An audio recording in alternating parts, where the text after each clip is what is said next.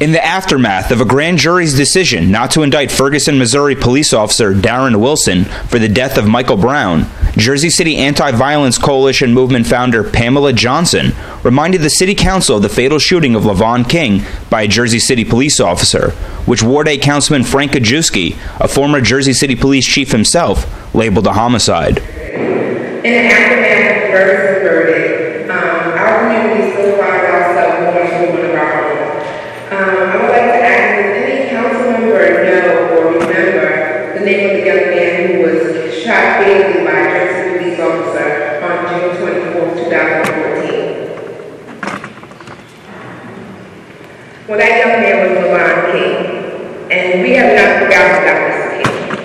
And to date, we don't have any type of information, any type of resolution to what happened to Mr. King in the backyard that day. I just feel like any loss of life is very important and it should be the attention of everyone. So it's really disturbing and disheartening that to date, 5 months ago yesterday, we still have no news about his death or what happened or what charges, if any, are going to be brought against that police officer.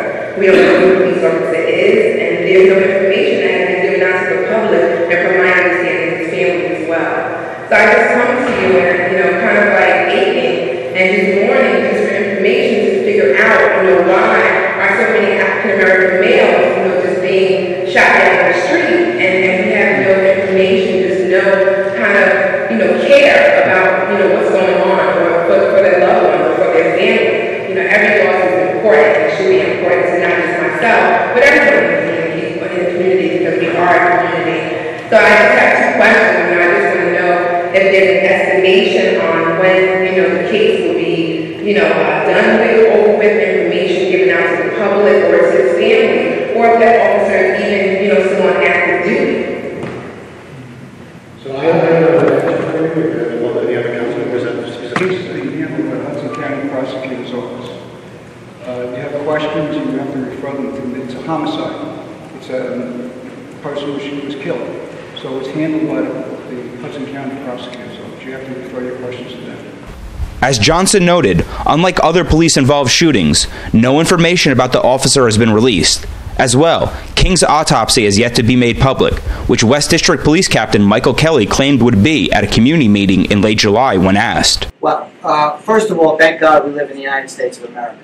And in the United States of America, there is a process to make sure that you can hold us accountable as a police department, as well as all your public officials. And it's interesting that you would say that about the autopsy, because Police Officer Santiago's autopsy was released, to the media.